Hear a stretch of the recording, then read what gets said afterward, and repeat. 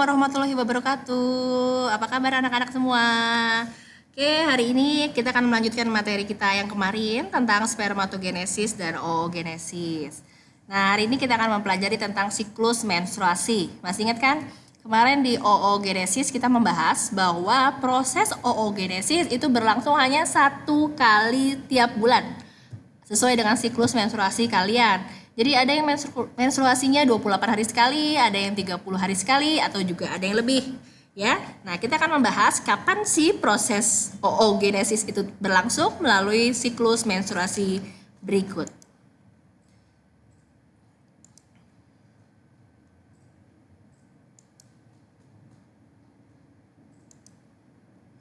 Oke, pertama kita mau cari tahu nih, apa sih menstruasi itu? Mungkin bagi yang perempuan udah nggak asing ya dengar kata-kata menstruasi ya, ya. Nah, oke, bagi yang laki-laki juga harus tahu apa sih menstruasi. Oke, menstruasi adalah sebuah proses keluarnya darah dari vagina yang terjadi diakibatkan siklus bulanan alami pada tubuh wanita. Ya, jadi menstruasi itu setiap bulan akan terjadi mengikuti siklus bulanannya berupa darah yang keluar dari vagina. Nah, siklus ini merupakan awal dari proses organ reproduksi wanita untuk bersiap jika terjadi kehamilan. Persiapan ini ditandai dengan penebalan dinding rahim atau endometrium yang berisi pembuluh darah. Jika terjadi kehamilan, maka dinding endometrium akan menebal. Sebaliknya, jika tidak terjadi kehamilan, maka dinding endometrium yang berisi pembuluh darah tadi akan mengalami peluruhan. Ya, dan darah yang tadi ada di dinding endometrium akan keluar melalui vagina. Itu adalah gambaran umum dari menstruasi. Oke, hormon apa saja sih pada menstruasi? Kita lihat di sini, ada 4 hormon yang mempengaruhi menstruasi pada wanita. Yang pertama adalah hormon follicle stimulating hormone. Nah, apa fungsinya? Jadi hormon FSH ini fungsinya ada 2. Yang pertama adalah merangsang pembentukan follicle the graft pada ovarium. Jadi pada ovarium, tempat yang dihasilkan sel ovum tadi, hormon FSH itu merangsang pembentukan follicle. Ya, fungsi yang kedua adalah memacu pembentukan estrogen. Jadi pada wanita itu hormon estrogen itu sangat penting pada proses ovulasi. Nah, sudah membentuk estrogen, muncullah hormon estrogen. Apa fungsinya hormon estrogen? Pertama, merangsang kelenjar hipofisis untuk produksi LH. Ya, jadi ini sistematis keluarnya hormon pada sistem reproduksi wanita ya, Nak ya. Yang kedua, menghambat produksi FSH. Jadi FSH tadi itu kan yang merangsang pembentukan estrogen. Setelah estrogen keluar, dihambatlah fungsinya atau produksi hormon follicle stimulating hormone ini oleh estrogen itu sendiri. Kenapa? Karena estrogen harus merangsang produksi hormon LH. Apa sih hormon LH? Nah, ini dia. Hormon LH atau namanya luteinizing hormone yang fungsinya adalah merangsang ovulasi dan perkembangan corpus luteum. Yang kedua adalah merangsang ovarium untuk memproduksi progesteron. Nah, keluar nih hormon yang terakhir. Jadi urutannya ya, jangan sampai salah. Jadi yang pertama kali keluar adalah hormon FSH yang berfungsi untuk membentuk follicle dan membentuk estrogen. Setelah estrogen keluar, estrogen menghambat hormon FSH karena dia harus memproduksi hormon LH. Nah, sedangkan hormon LH ini berfungsi untuk merangsang ovulasi dan perkembangan kortus serta merangsang produksi progesteron. Nah, ini adalah hormon kunci kita, yaitu hormon progesteron. Apa fungsinya? Hormon progesteron berfungsi untuk memacu pembentukan endometrium pada uterus. Ayo, masih ingat apa itu uterus? Ya, uterus itu rahim. Sehingga siap untuk implantasi embrio. Fungsi yang kedua adalah menghambat produksi FSH oleh hipofisis dan juga menghambat produksi LH. Jadi kalau hormon progesteron sudah diproduksi, maka penebalan dinding endometrium atau dinding rahim itu sudah mulai sebagai persiapan untuk implantasi embrio. Apabila sel ovum yang berada di oviduk atau tuba falopi dibuahi oleh sperma, maka dinding endometrium siap untuk mengikat zigot yang berkembang menjadi embrio. Tapi apabila sel ovum yang berada di oviduk atau tuba falopi tidak dibuahi oleh sperma, maka sel telur akan menempel di dinding rahim atau endometrium dan ikut luruh bersama pembuluh-pembuluh darah tadi keluar melalui vagina. Oke, selanjutnya ini adalah siklus menstruasi pada wanita. Di paling atas ini adalah folikel, jadi perkembangan folikel dari saat menstruasi sampai selesai masa siklus ya. Sedangkan di sini ada 4 warna hormon. Yang warna biru adalah hormon FSH, yang warna kuning adalah hormon estrogen, yang warna merah adalah hormon LH, yang warna biru tua atau navy adalah hormon progesteron. Oke, di bawahnya adalah dinding rahim atau endometrium. Jadi kita akan membahas bagaimana proses penebalan dinding rahim atau endometrium yang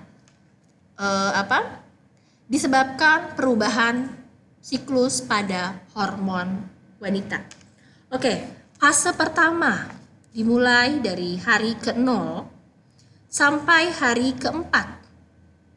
Ya, ini kita sebut sebagai fase menstruasi. Jadi menstruasi terjadi di saat-saat seperti ini. Ya, kita mulai menstruasi dari hari ke-0, oke? Pada fase pertama adalah fase menstruasi. Nah, pada fase ini coba kamu lihat hormon FSH atau follicle stimulating hormone itu memicu perkembangan folikel. Lihat, folikelnya dari kecil mulai berkembang. Jadi pemicunya adalah menstruasi tadi, adalah hormon FSH. Pada masa atau fase menstruasi ini, hormon FSH berada pada level paling tinggi. Jadi dia hormonnya meningkat dibanding ketiga hormon yang lain. Ya.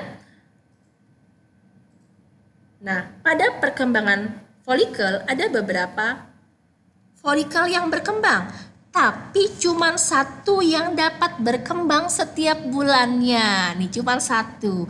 Hal ini bersesuaian dengan hasil dari oogenesis, di mana pada wanita oogenesis atau proses gametogenesis pada wanita hanya menghasilkan satu ovum fungsional. Ya, jadi setiap bulan hanya ada satu ovum yang berfungsi untuk dibuahi sperma. Itu pada wanita yang normal. Nah, pada perkembangannya, folikel menghasilkan hormon estrogen. Lihat. Pada perkembangan awal, folikel sekunder menghasilkan hormon estrogen. Estrogen yang tadi di bawah hormon FSH mulai meningkat. Jadi hormon estrogen mulai meningkat dari hari ke-4 sampai hari ke-14 atau kita sebut sebagai fase praovulasi. Bu, apa sih ovulasi? Ovulasi itu pembuahan ya, atau kita kenal sebagai masa subur. Jadi ini adalah masa prasubur pada wanita. Nah, selain hormon estrogen, hormon apa saja yang mulai meningkat, Bu? Di sini adalah hormon LH, sesuai dengan fungsinya bahwa estrogen ini memicu meningkatnya hormon LH. Nah, selain itu lihat hormon progesteron perlahan tapi mulai meningkat. Nih, mulai meningkat sampai pada fase pasca ovulasi. Kita balik lagi ke sini. Nih, pada saat fase praovulasi, hormon estrogen meningkat. Seiring dengan hormon LH juga meningkat. Tapi pada saat fase ovulasi, hormon LH mengalami peningkatan paling tinggi. Ya. Nah, kenapa hormon LH mengalami peningkatan paling tinggi? Karena hormon LH inilah yang memicu keluarnya sel telur yang sudah matang. Jadi saat ovulasi disebut sebagai masa subur wanita. Kenapa? Karena hormon LH meningkat. Apa akibatnya? Akibatnya sel telur yang sudah matang keluar dari ovarium. Itu kita sebut sebagai fase ovulasi. Setelah melewati fase ovulasi, hormon estrogen dan LH menurun drastis, digantikan oleh hormon progesteron. Kenapa hormon progesteron yang meningkat? Karena hormon progesteron diperlukan untuk menebalkan dinding rahim. Lihat, dinding rahim lama-lama sudah mulai menebal sampai puncaknya di hari ke-20 atau 7 hari setelah masa ovulasi. Nah, akibatnya saat dinding rahim menebal, sel telur akan berubah menjadi korpus letum. Folikel akan berubah jadi korpus letum. Artinya dia siap untuk dibuahi kapan saja apabila sperma datang. Ya. Lama-lama hormon progesteron akan menurun. Dan kembali lagi ke proses menstruasi. Jadi inilah proses yang terjadi pada sistem reproduksi wanita yang berlangsung 1 bulan sekali, atau wanita normal akan mengalami waktunya 28 hari sekali. Nah, yang di sini nih yang menebal, kalau sperma datang membuahi sel telur yang tadi sudah masak, yang tadi sudah matang, maka akan terjadi pembuahan atau proses kehamilan. Tapi apabila sel telur tidak dibuahi, maka dinding rahim tadi akan meluruh mengeluarkan darah yang akan dikeluarkan oleh vagina. Sampai sini paham ya? Oke, selanjutnya penyakit-penyakit pada reproduksi wanita dan pria ya, pada reproduksi wanita dan pria. Kita lihat apa saja penyakitnya. Oke, yang pertama gonore. Gonore ini penyakit kelamin yang umum, tapi bakteri tersebut berpindah menginfeksi mulut, tenggorokan, mata, dan anus. Biasanya akan muncul setelah 10 hari sejak terinfeksi. Gejala-gejalanya apa aja? Yang pertama, cairannya kental keruh. Jadi pada organ reproduksi kalian, baik penis maupun vagina, akan keluar cairan kental keruh dan kadang-kadang berdarah. Lalu akan nyeri atau terbakar saat buang air kecil. Nah, bagi yang wanita nih, siklus menstruasi akan tidak teratur, jadi darah haidnya akan sangat banyak atau terjadi pendarahan. Pada pria, testisnya akan bengkak dan gatal pada anus. Ya, ini gonore. Selanjutnya, herpes genital. Herpes disebabkan oleh virus herpes simplex atau HSV yang memasuki tubuh melalui luka atau selaput lendir. Tanda-tandanya bagaimana, Nak? Tanda-tandanya ada benjolan merah, kulit kita melepuh, lalu luka yang terbuka pada bagian genital atau anal. Genital itu adalah organ kelamin dan anal adalah rektum ya atau anus. Lalu ciri-ciri berikutnya sakit dan gatal pada sekitar area genital, bokong atau paha bagian dalam. Atau munculnya juga benjolan atau bisul yang disertai dengan rasa sakit ketika akan buang air kecil. Selanjutnya adalah HIV.